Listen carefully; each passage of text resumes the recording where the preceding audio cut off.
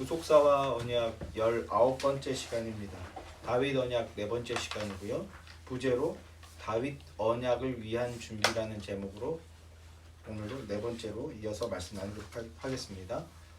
하나님께서 다윗과 언약을 맺으십니다. 다윗을 향해서 너의 집과 너의 나라가 영원히 보존되고 너의 왕위가 영원히 견고하게 세워질 것이다. 이렇게 언약을 맺으십니다. 이 언약을 우리는 다윗 언약이라고 부릅니다. 그 다윗 언약을 향해서 나아가고 있는 건데요. 이 다윗 언약을 통해서 이스라엘은 그리스도의 오심과 언약 성취에 좀 더 가까이 다가갈 수 있게 되는 겁니다. 이 다윗 언약에 대해서 우리는 그리스도 중심의 이해, 구속사적 이해를 세우면서 다윗 언약을 상고해 보고자 하는 겁니다. 그리스도 중심의 이해를 세우기 위해서 하나님 속에 감추어졌던 비밀의 경륜이 어떠한 것인지 그리스도 중심으로 바르게 이해하도록 그 배경되는 내용들을 4주에 걸쳐서 자세히 살피고 있는 중인 겁니다. 그리고 동시에요, 사무엘서를 개관하는 작업도 함께 진행되고 있는 겁니다. 그래서 지난주까지 3회에 걸쳐서요, 한나 이벤트, 한나 사건, 한나의 내러티브와 한나의 찬양, 이걸 합쳐서 한나 사건이라고 부른다고 말씀을 드렸죠. 이 한나 사건에 대해서 꼼꼼하게 함께 살펴보았었습니다. 한나 사건에 대해서 다시 한번 정리를 해본다면요, 한나 사건에서 해석학적 핵심은 뒷부분인 한나의 찬양 부분에 있다라는 말씀을 드렸습니다. 사무엘의 어머니인 한나가 한나의 구속하심의 은혜를 하나님의 구속하심의 은혜를 체험하고서 하나님의 은총과 섭리를 감사 찬양하게 되는 겁니다. 그러면서 어떤 예언적 선포를 했죠? 왕과 기름 부음 받은 자에 대한 예언적 찬양을 하는 겁니다. 이것은요, 성경에서 최초로 메시아에 대한 예언을 한 장면이었습니다. 그리스도로 말미암아 이루어지게 될 종말론적 구원과 심판을 찬양한 것이라고요. 종말에 그리스도가 오심으로써 심판과 구원을 이루실 것이다 라는 걸 찬양하는 것이 한나의 찬양인데, 그 핵심적인 내용을 압축하면 어떤 내용이었습니까? 교만한 자는 낮추시고 겸손한 자는 높이신다는 것입니다.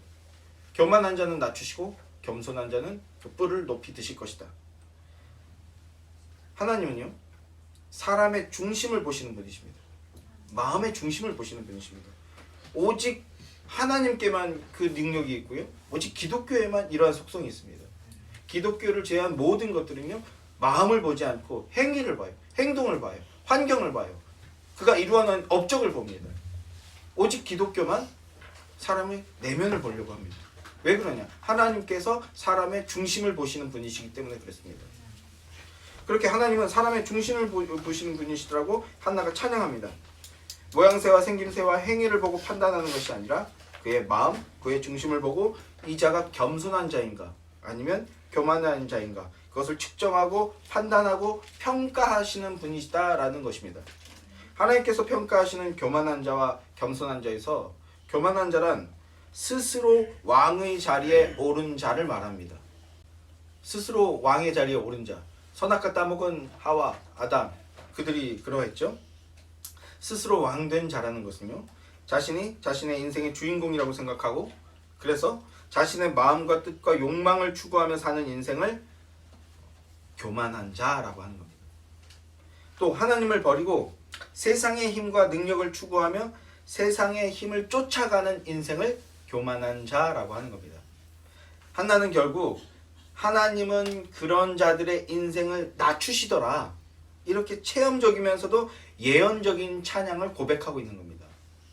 반대로 겸손한 자란 어떤 존재입니까? 하나님이 겸손한 자라고 판단하는 자는 하나님을 구주라고 고백하며 하나님 앞으로 나와서 하나님께 마음을 쏟아내는 자, 그 자를 겸손한 자라고 하십니다. 하나님 밖에 없음을 인정하고 고백하며 하나님 뜻에 순종하는 삶을 살기 위해서 애쓰는 자, 그래서 더욱 하나님을 의지하는 자, 하나님의 뜻에 순종하면서 하나님만을 섬기기 위해 섬기는 삶을 살려고 하는 자, 그 자가 바로 겸손한 자입니다. 이 한나의 찬양이 사무엘서를 하나님 중심으로 해석하게 하는 해석의 렌즈 역할을 한다는 말씀을 드렸었습니다. 그래서 오늘은 교만함과 겸손함이라는 이 해석의 기준을 가지고 다윗 언약을 향해서 나아가면서 하나님께서 당신의 구속사역을 어떻게 이루어 나가시는지 함께 살펴보도록 하겠습니다. 자, 먼저 사무엘서는요, 신정체제에서 신정왕국체제로 넘어가는 분기점이 됩니다. 신정체제에서 신정왕국체제로 넘어가는 분기점입니다. 그러면 신정체제란 무엇이고 신정왕국체제란 뭐냐? 신정체제라는 것은요, 하나님이 직접 다스리는 체제입니다. 그리고 왕정체제라는 것은요, 왕이 다스리는 체제를 말합니다. 세상왕과 같이 왕이 다스리는 체제입니다. 이제까지 이스라엘은요, 왕이 없었어요. 하나님이 왕이시고 하나님의 왕의 역할들을 해주셨기 때문에 눈에 보이는 열방들과 같은 그런 왕은 필요가 없었던 겁니다. 이스라엘은요, 왕이 없이 하나님이 직접 다스리는 체제였고 그 체제를 신정체제라고 하는 겁니다. 그런데 오늘 본문을 보니까요, 이스라엘 백성들이 왕을 달라 요청하고 있습니다. 개역성경은 이 부분을요, 모든 나라와 같이 우리에게 왕을 주소서 이렇게 번역했는데요, 예전 성경 개역 한글에서는요, 열방과 같이 우리에게 왕을 주소서 이렇게 번역하고 있어요. 다른 세속 국가들처럼 그렇게 막강하고 부유해 보이는 그런 나라, 그런 나라의 왕을 우리도 소유하고 싶다라는 뜻입니다. 이제까지는 왕을 세우지 않고 하나님께서 직접 다스리시는 신정체제였는데, 이제는 우리에게 왕을 세워서 다스려 주십시오 이렇게 하는 신정왕국체제가 시작되려고 하는 겁니다. 신정왕국체제란, 아까 왕정체제를 말씀을 드렸는데, 신정왕국체제란 하나님께서 다스리시는데 왕을 세워서, 대리통치자를 세워서 대리통치하는 체제입니다. 이게 하나님이 세우시려고 하시는 새로운 국가체제입니다. 다시 한번 정리를 해드릴게요. 사무엘서에서는요, 세 가지의 통치체제가 등장합니다.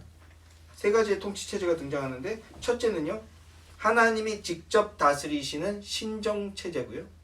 두 번째는요, 대리통치자를 세워서 통치하시는 신정왕국체제입니다.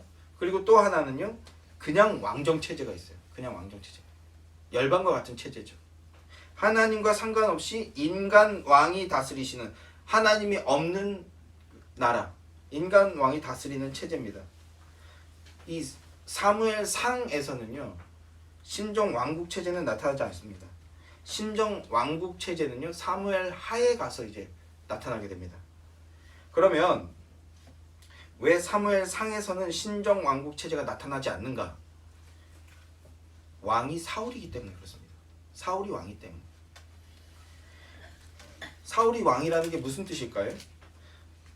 사울이 왕이라는 게 어떤 문제가 있는 것이겠습니까?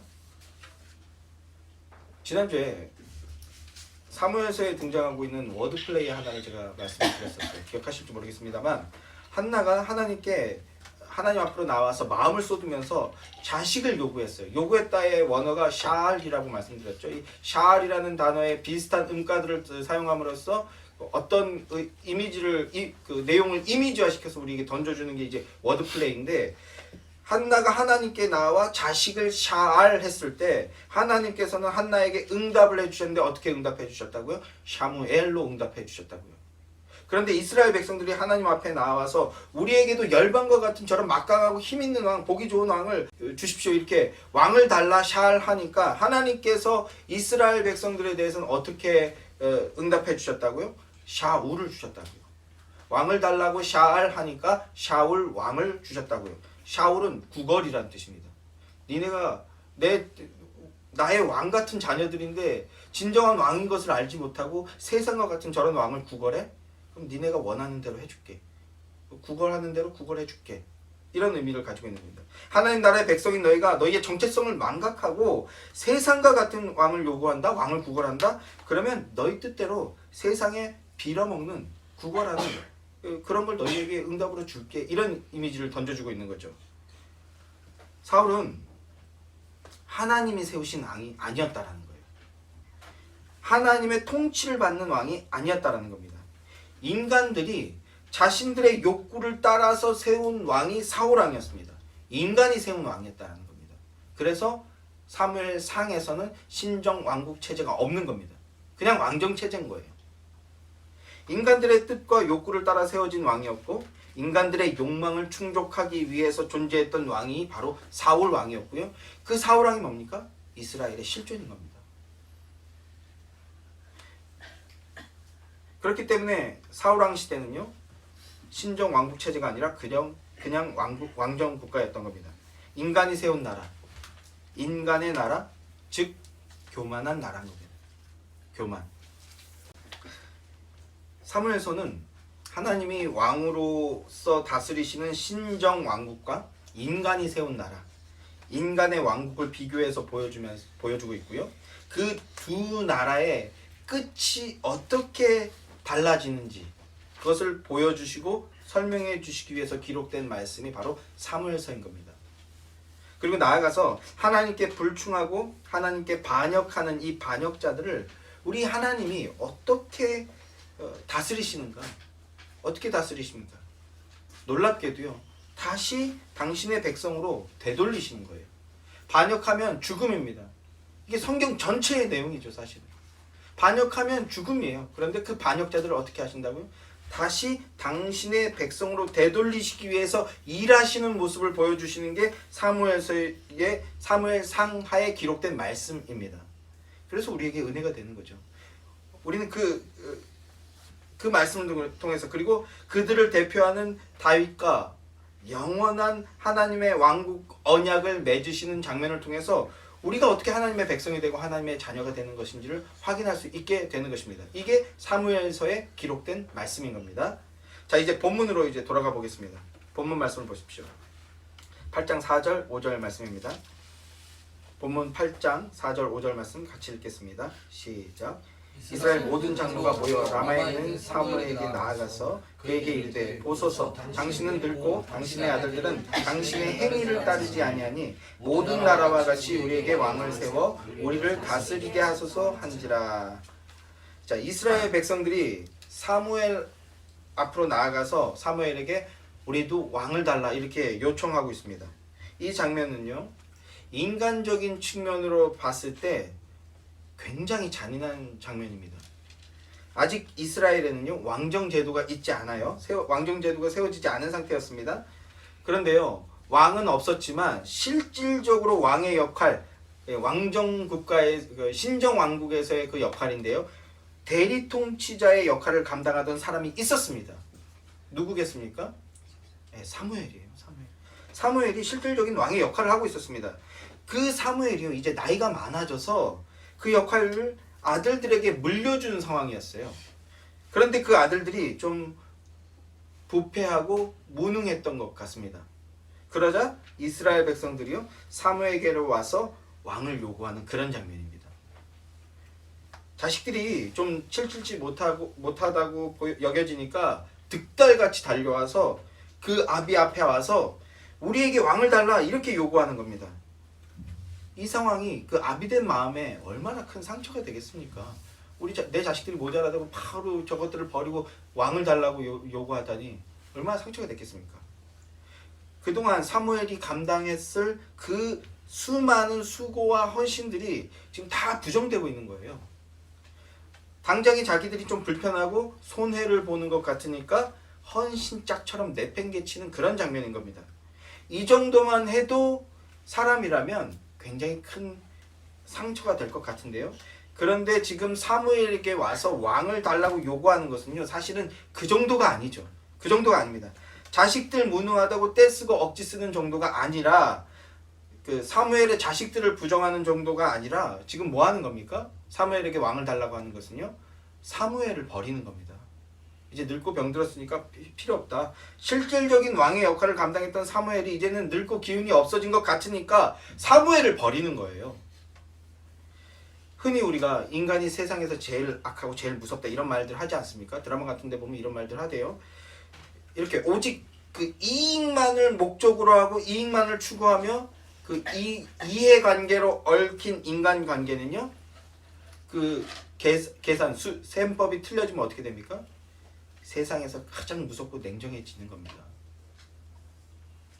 왕을 달라고 요구하는 이스라엘 백성들의 모습을 보면서 사무엘이 그렇게 많이 섭섭하고 많이 속이 상했던 것 같습니다. 그래서 하나님 앞으로 나아가 기도합니다. 쉽게 말하면 하나님 앞에 나가서 고자질하는 거예요. 자, 6절 7절 말씀입니다. 함께 읽겠습니다. 6절 7절 말씀 함께 시작. 우리에게 왕을 주어 우리를 다스리게 하라 했을 때 사무엘이 그것을 기뻐하지 아니하여 여호와께 기도하매 여호와께서 사무엘에게 이르시되 백성이 내게 한 말을 다 들으라. 이는 그들이 너를 버림이 아니요 나를 버려 자기들의 왕이 되지 못하게 함이니라. 사무엘이 너무 상처되는 마음에, 너무 섭섭한 마음에 하나님 앞에 나아가서 기도했습니다.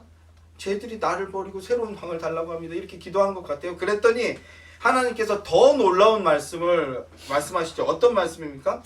사무엘아, 지금 저들이 왕을 달라고 하는 것은 너를 버리는 것이 아니고, 너를 무시해서 너를 버리는 게 아니라 나를 무시하고 나를 버리는 거야. 나 하나님을 버리는 거다. 내가 이스라엘 왕인 것을 거부하는 것이고 나를 버리는 것이다. 이렇게 말씀하는 겁니다.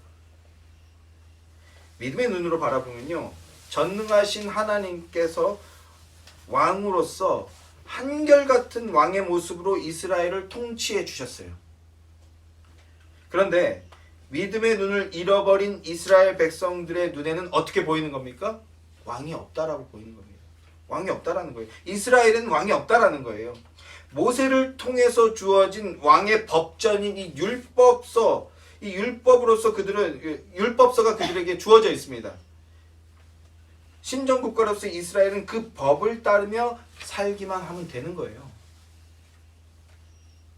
그러면 하나님이 도우시고 보호하시고 채우시고 인도해 주신다는 겁니다. 그런데 그들에게 믿음이 없으니까 왕이신 하나님을 보지 못하게 된 겁니다. 그래서 눈에 보이는 저런 열방과 같은 왕을 우리에게도 달라고 이렇게 요구를 하고 있는 겁니다. 영적 있는 믿음의 눈을 잃어버린 이스라엘의 눈에는 세속의 나라들, 이방 나라들은 엄청 대단해 보이는 거예요. 엄청 막강해 보이는 거예요. 이방 나라들은요, 세상적으로 아주 잘 나가는 것처럼 보이는 겁니다.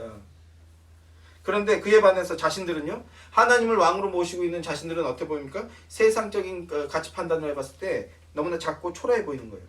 연약해 보인다라는 겁니다.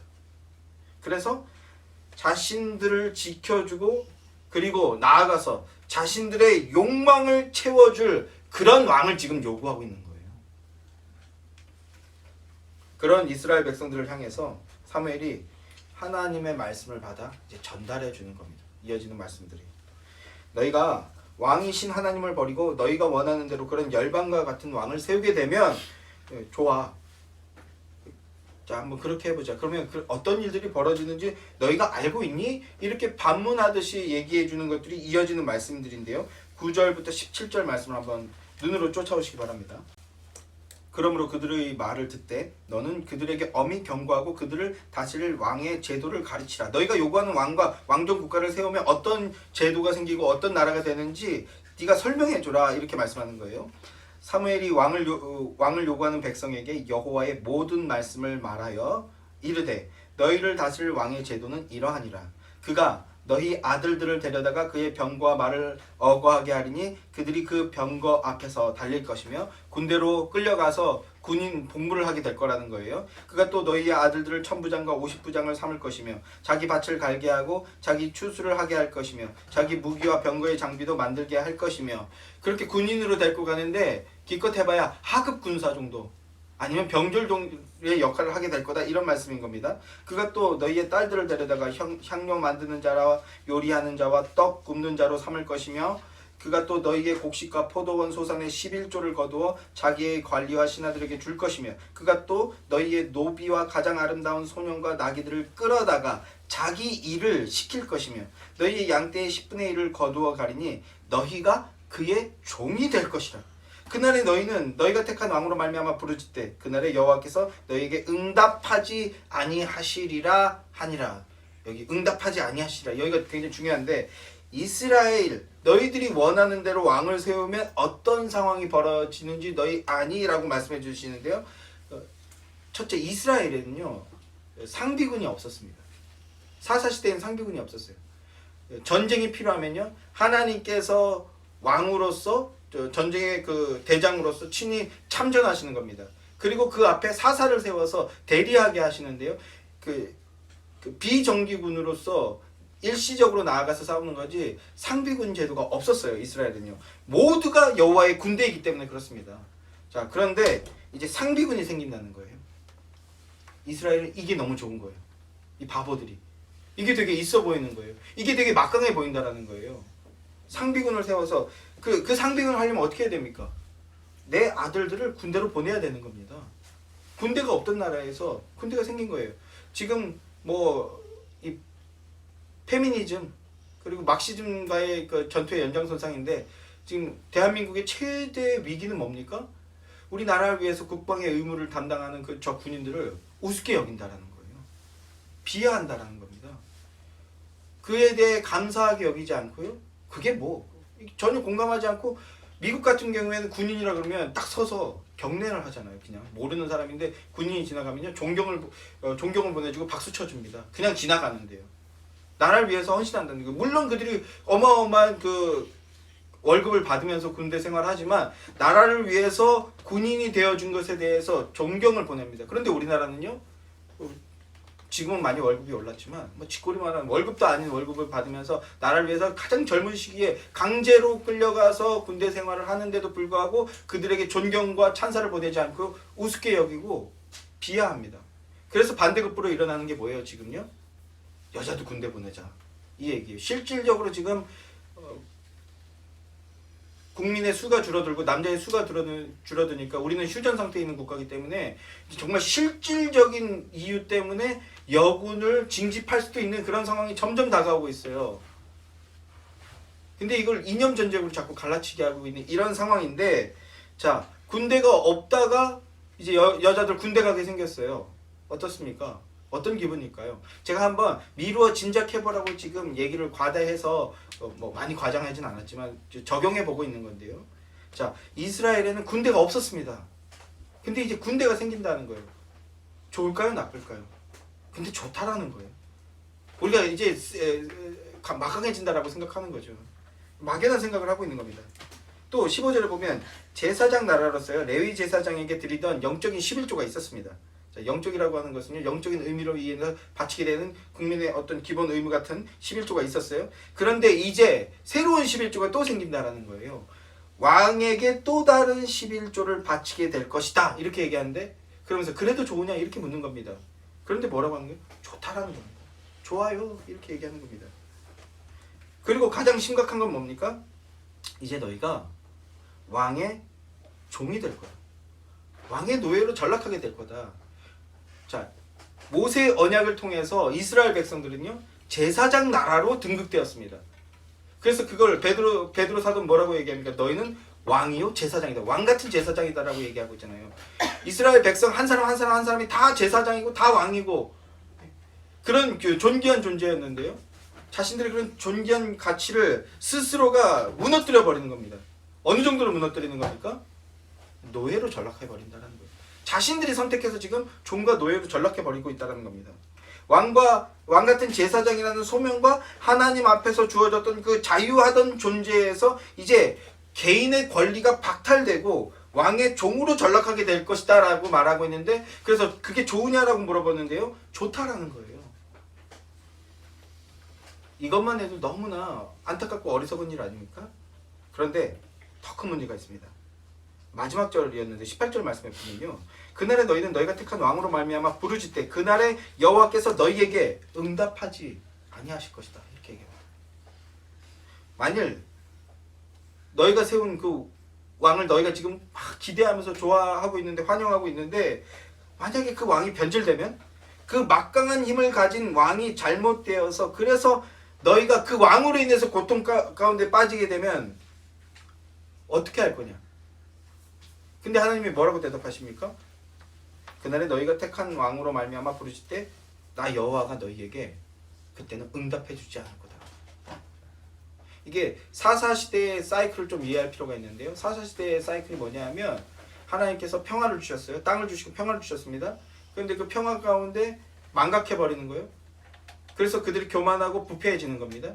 그랬더니 하나님께서 그들을 깨우치기 위해서 다시 깨어나서 제자리로 돌리기 위해서 아말렉이라든지 블레셋이라든지 이런 나라들을 쳐서 보내서 치게 만드는 겁니다. 환난과 고통을 주는 겁니다. 그랬더니 이제 그제서야 우리가 죽게 됐습니다. 우리를 살려주십시오 하면은 하나님께서 사사를 세워서 그 전쟁을 승리로 이끌고 그리고 다시 평화를 주는데 400년 동안 계속 이 과정이 반복되는 거예요.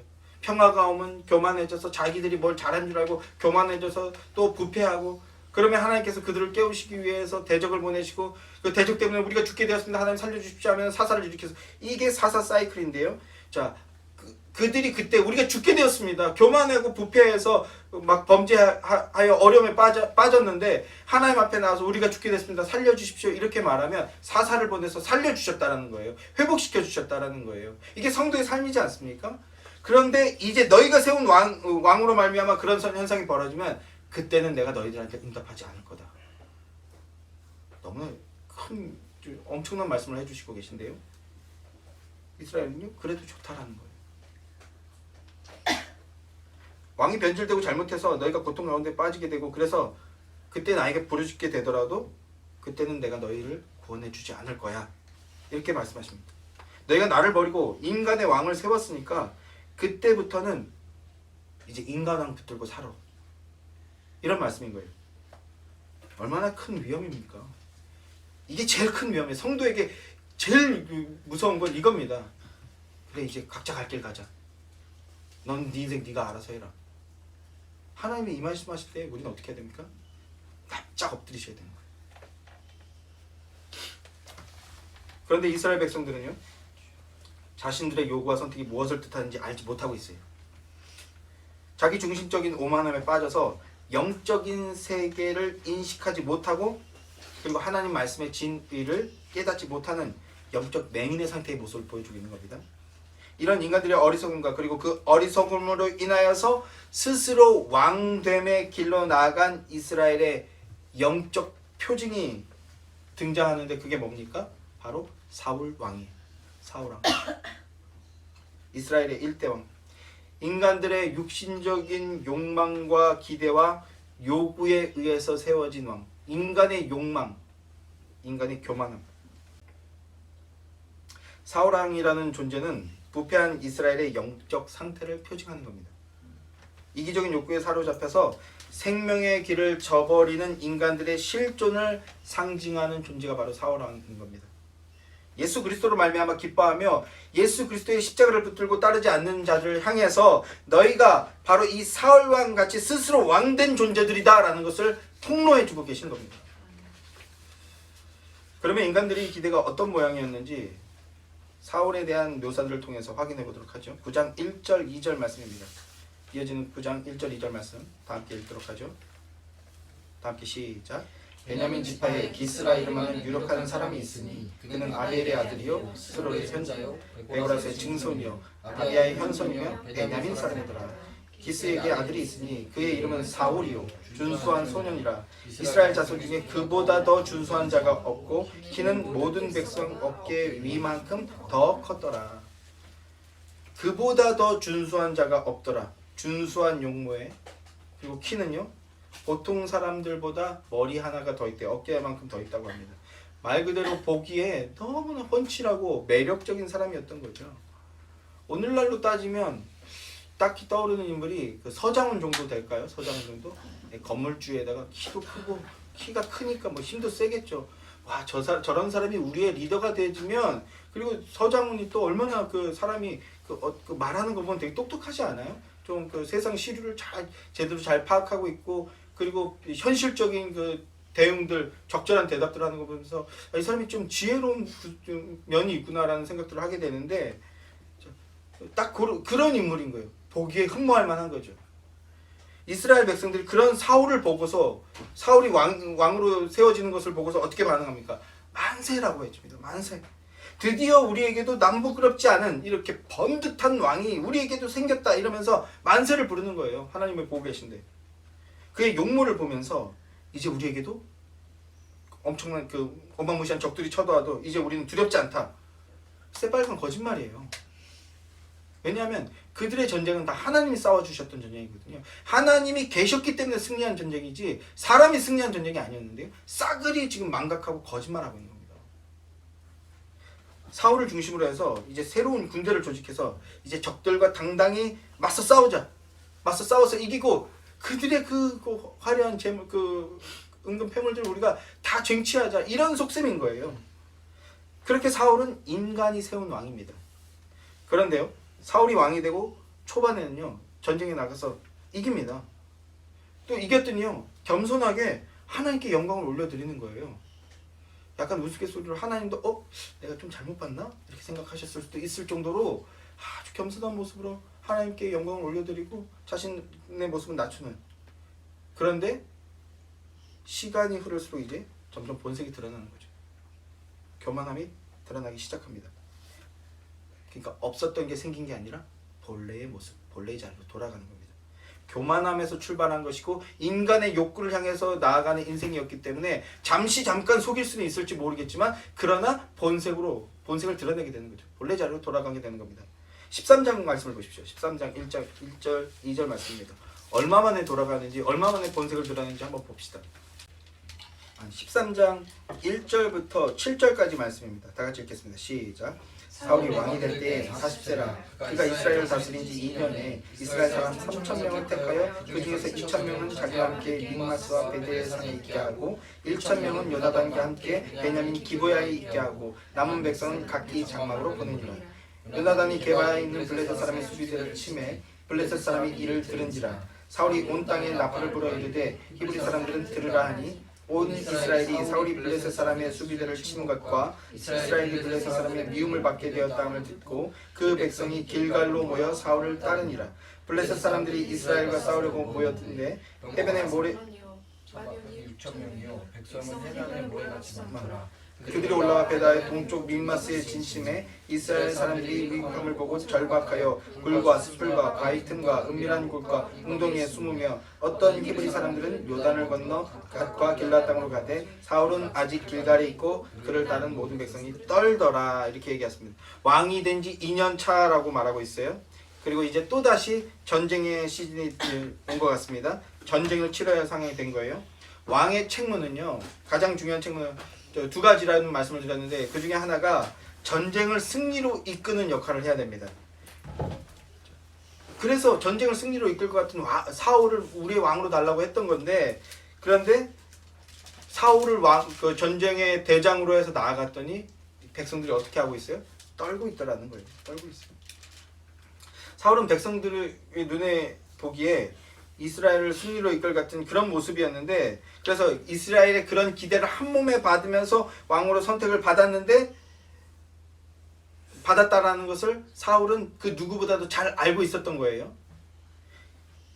그런데 백성들이 전쟁에 나가 보니까 어떻게 해요?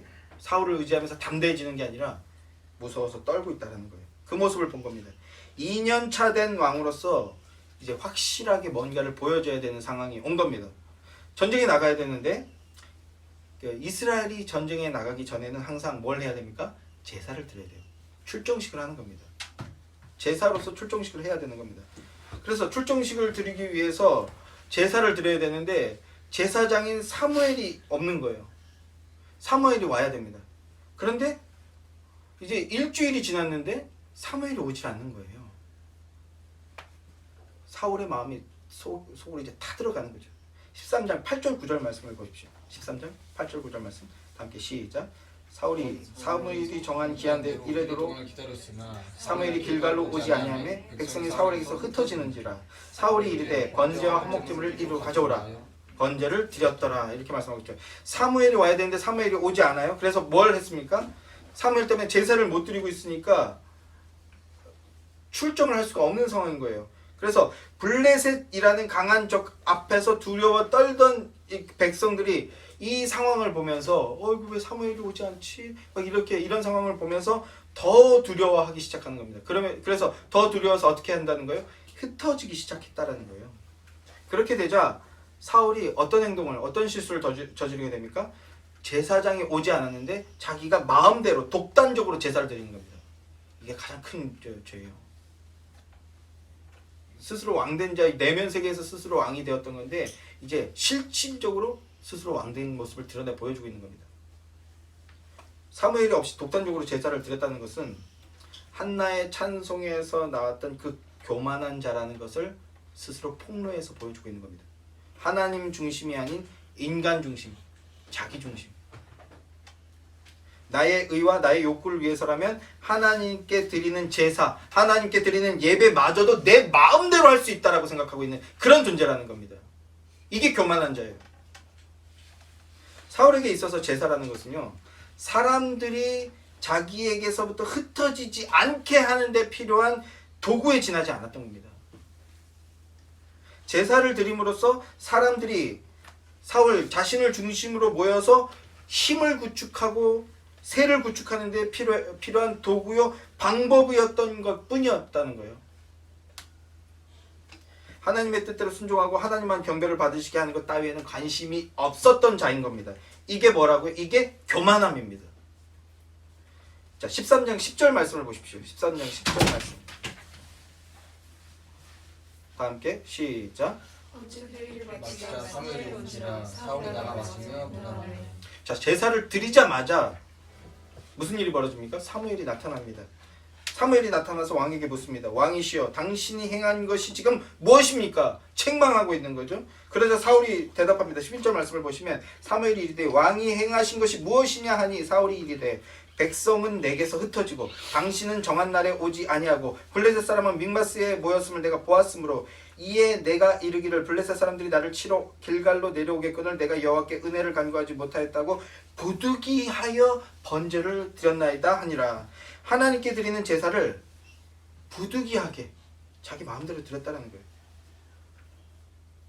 하나님을 두려워하지 않는 겁니다. 오히려 백성들이 흩어지는 게 두려웠다는 거예요. 백성들이 흩어지는 것에 그는 마음을 쓰고 있었던 겁니다. 왜 이런 일이 벌어졌어요? 그 마음의 중심에, 사울의 마음의 중심에, 교만한 자의 마음의 중심에 뭐가 없어요? 하나님이 없기 때문입니다. 그러니까 예배를 자기 마음대로 드리는 거예요.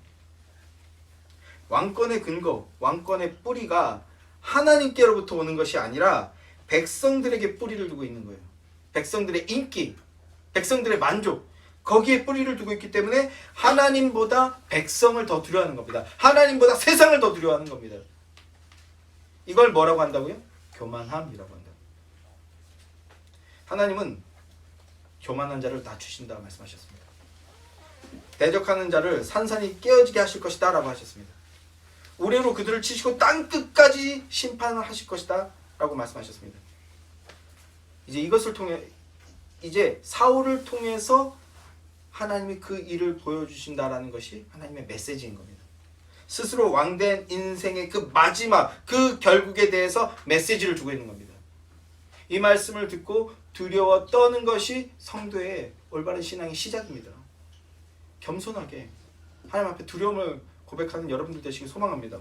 이런 하나님의 메시지 앞에서 한나와 같이 구속의 은총을 체험한 자들은 은총을 체험한 자들, 성도가 내놓을 반응은 세상의 힘을 갖지 못한 것에 원통하고 육신의 욕망을 충족하지 못한 것 때문에 충족하기 위해서 안간힘을 쓰던 그 모습을 하나님 앞에 나와 내려놓는 거예요. 난 이런 존재지만 나에겐 하나님이 필요합니다. 이렇게 간구하는 겁니다. 사울의 마음의 중심에 주님을 향한 마음, 가난하고 겸손한 마음이 있었다면 사무엘이 와서 왕이여 당신이 지금 행한 것이 무엇입니까? 이렇게 책망을 했을 때 주님, 나는 슬픈 자입니다. 주님, 나는 연약한 자입니다. 주님, 이런 나의 고통을 돌보아 주십시오. 나를 긍휼히 여겨 주십시오. 이렇게 잘못을 인정하고 뉘우치게 회개하였다면요, 인간이 세운 왕일지라도 하나님은 용서하시고요 구원해 주셨을 겁니다. 용서를 받고 구원을 얻었을 것입니다. 그러나 사울의 마음의 중심에는요 주님을 향한 마음이 없었어요. 성경은 그런 자를 교만한 자라고 말씀하고 있고 그 교만한 자의 그 결국은 무엇입니까? 심판과 멸망이라는 겁니다. 이스라엘이 자신들의 이기적인 욕구와 기대를 충족시켜줄 왕을 요구했습니다. 그 왕이 바로 사울이었죠. 사울을 왕으로 얻은 것은요 하나님을 버리는 것이었고요 그리고 모세의 언약을 통해서 주어졌던 제사장 나라라는 정체성과 소명을 버리는 것이었습니다. 그리고 또 그들은 심판받아 처참하게 죽게 될 왕을 요구하고 있었던 겁니다. 그들의 그런 요구는 하나님을 버린 자들, 즉 교만한 자들의 결국이 어떠할 것인지를 미리 보여주는 모형이요 예표였던 것입니다. 우리는 사울의 비참한 종말을 알고 있죠. 다윗의 등장으로 인해서요, 절대 권력자임에도 불구하고 자신의 부하를 시샘하고 질투합니다. 그래서 그 시샘과 질투에 빠져서 악신에 걸리게 되죠. 악신에 들려서 자신의 신하이자 사위를 죽이는 것에 인생의 모든 것을 거는 삶을 살았어요. 이게 참으로 비참함이죠. 세상에 힘과 능력과 권세가 있으면 뭘 합니까? 남을 저주하고 미워하고 남을 끌어내리고 남을 죽이는데 그 모든 것을 거는 건 그건 비참한 거죠. 불행한 겁니다. 가진 것 없더라도요, 하나님을 사랑하고 이웃을 사랑하고 그 사랑을 증거하고 증명하기 위해서 희생하고 섬기는 삶, 그게 행복한 삶인 겁니다. 그리고 그 삶을 살 때 하나님께서는 능력과 은혜를 무한하게 공급해 주신다는 겁니다. 사울은 비참한 삶을 살았던 거예요. 그리고 전쟁에서 비참한 죽음을 맞이하게 되죠. 욕망의 덫에 빠져서 분노와 저주만을 쏟아내다가 멸망하는 삶, 그게 교만한 자의 인생이요 교만한 자의 결국이라는 것을 사울이 전생을 통해서 보여주고 있는 겁니다. 자, 그런데요, 이 사울 왕은 하나님을 반역하고 떠난 교만한 이스라엘의 표징이고, 그리고 인간의 그런 실존을 상징하는데, 그렇다면 우리 교만한 인간들은 모두 사울 왕과 같은 비참한 종국을 맞이해야 되는 것 아니겠습니까? 그런데 우리 주님은요, 그렇게 끝내는 분이 아니시다라는 겁니다. 그게 우리에게 중요하죠. 우리 주님은요, 우리를 절대 포기하지 않는 분이십니다. 교만한 인생을요, 살리시고 구원하시기 위해서 일하시는 분입니다. 어떻게 일하십니까? 사무엘서를 통해서 보여주는 것이, 모형하고 예표하는 것이 무엇입니까? 우리에게 왕을 주시겠다는 거예요. 어떤 왕입니까? 겸손의 왕을 보내주시겠다는 거예요. 겸손의 왕. 자, 스가랴서 9장 9절 말씀입니다. 제가 읽어드릴게요. 스가랴서 9장 9절 말씀. 시온의 딸들아 크게 기뻐할지어다. 예루살렘에 따라 즐거이 부를지어다. 시온에 따라, 예루살렘에 따라. 이게 제유법인데요, 이스라엘 전체를 얘기하는 겁니다. 이스라엘아 기뻐해라, 즐거이 노래를 불러라, 이렇게 얘기하고 있습니다. 왜 그런가? 보라, 내 왕이 내게 임하시나니 그는 공의로우시며 구원을 베푸시며 겸손하여서 나귀를 타시나니 나귀의 작은 것은 곧 나귀 새끼니라. 겸손한 왕이 이제 오실 것이다. 그러니 믿음으로 그를 맞아서 기뻐하고 즐거워해라, 이렇게 예언하고 있는 겁니다. 그리고 사복음서가 스가랴서의 이 예언을 스가랴서의 이 예언이 성취되었음을 사복음서가 모두 말씀하고 있죠. 유월절을 앞두고 나귀 새끼를 타시고 예루살렘에 입성하시는 예수님의 말씀을 사복음서가 전체가 기록하여서 말씀해주고 있습니다. 겸손의 왕이 오셨음을 보여주고 있는 겁니다. 요한계시록 5장 5절부터 6절 말씀입니다. 이 말씀을 같이 한번 찾아볼까요? 자, 요한계시록 5장 5절 6절 말씀 함께 시작. 장로 중에 한 사람이 내게 말하되 울지 말라. 유다 지파의 사자 다윗의 뿌리가 이겼으니 그 두루마리와 그 일곱이를 떼시리라 하더라. 내가 또 보니 보좌와 내 생물과 장로들 사이에 한 어린 양이 서 있는데 일찍이 죽임을 당한 것 같더라. 그에게 일곱 뿔과 일곱 눈이 있으니 이 눈들은 온 땅에 보내심을 받은 하나님의 일곱 영이더라. 하나님의 일곱 영이다. 충만함을 얘기하고 있는데요, 장로 중에 한 사람이 울고 있는 사도 요한에게 얘기합니다. 울지 마라. 왜 그렇습니까? 유다 지파의 사자가, 막강한 강력한 존재죠. 이 사자가 다윗의 뿌리가 이겼다. 그러니까 너는 울지 마라, 이렇게 말하는 겁니다. 이 소리를 듣고 울고 있던 사도 요한이 고개를 돌려 바라보게 됩니다. 사자가 어디 있나, 그 사자를 찾아서 보게 되는 거예요. 그랬더니 그 사자는 없고 뭐가 있어요? 어린 양이 있더라는 거예요. 일찍 죽임을 당한 것과 같은 어린 양이 요한의 눈앞에 보이더라는 겁니다. 일찍 죽임을 당했다는 건 뭐죠? 십자가를 말씀하고 있잖아요. 자, 사자가 있다, 막강한 존재가 있다. 그래서 봤더니 그 사자가 어린 양의 모습이었다는 겁니다. 자, 다윗과 같이 막강한 힘과 능력을 지신 분이시라는 거예요. 바로 우리 메시아 그리스도가.